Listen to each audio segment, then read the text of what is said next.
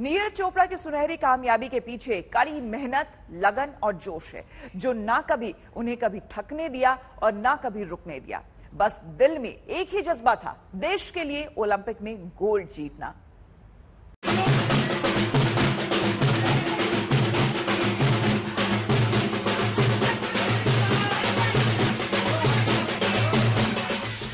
एकदम ऐसा लग रहा है जैसे दिमाग से एक बहुत ज्यादा बोझ था माइंड पे कि कैसा रहेगा, क्या रहेगा, इतना वेट करना पड़ा इसके लिए, वो एकदम उतर गया है। अभी अपने पास गोल्ड है तो ये काफी। जो अब तक सपना था, दूर का सपना, वो न केवल सच हुआ बल्कि उसने सोने की ऐसी शक्ल ली कि ट्रैक एंड फील्ड में 121 साल का इतिहास बदल गया। इस जीत के साथ देश भर में जो जश्न शुरू हुआ वो अब तक जारी है, खास तौर पर जब देश गोल्ड जीतने वाले नीरज चोपड़ा के साथ दूसरे पदक वीरों का स्वागत कर रहा है।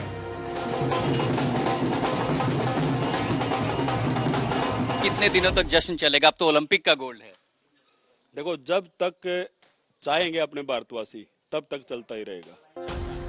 सुबह नीरज चोपड़ा का परिवार दिल्ली के लिए रवाना हुआ तो उनकी मां की बस एक ही आस थी कि नीरज को देखकर जीत की खुशी को दोगुना कर लें। आज वो खुशी पूरी हुई।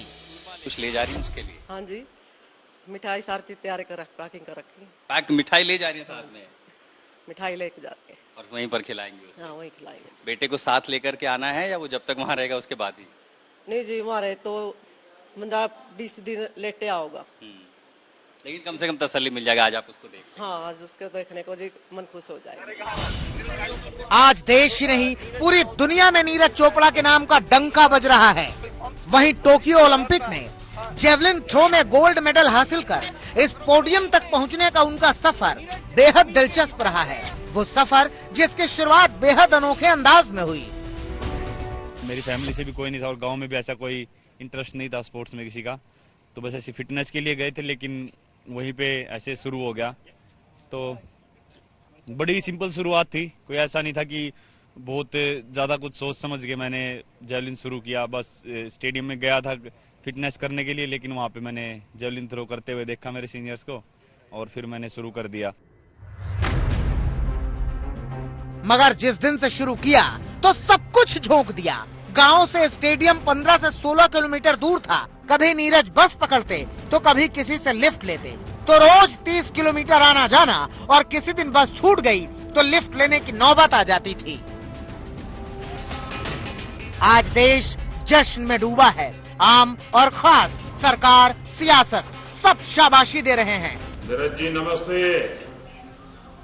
नमस्ते सर। और बहुत बहुत बधाई आपको।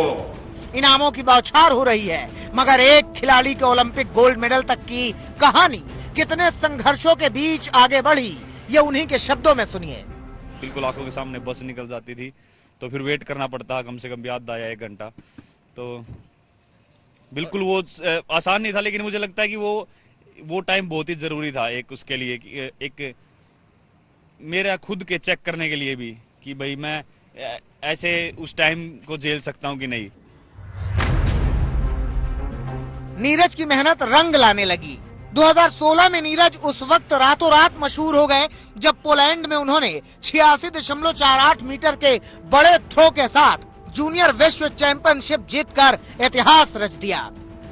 नीरज चोपड़ा अब सीनियर रैंकिंग में 11वें नंबर पर आ गए। सेना ने इस कामयाबी को पहचान दी और उन्हें बतौर सूबेदार सेना में सम्मान के साथ शामिल किया।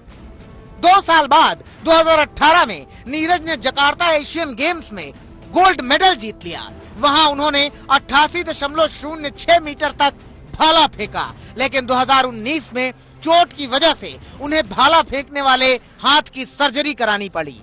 मतलब सब कुछ नहीं आ पाता, लेकिन दिमाग में जरूर आता है कि हाँ, बहुत टाइम ऐसा भी आया कि जिसमें ऐसा लग रहा था कि पता नहीं क्या होगा आगे, क्या पता कैरियर खराब ना हो जाए, इंजरी वगैरह भी आई थी। लेकिन समय ने नीरज का साथ दिया।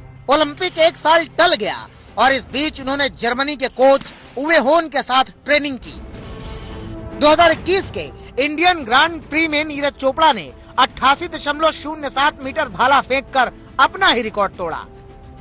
वहीं टोक्यो ओलंपिक में 87.58 मीटर थ्रो के साथ वो भारत के गोल्डन बॉय बन गए। टोक्यो में राहुल रावत के साथ आशुतोष मिश्रा, पानीपत, आज तक।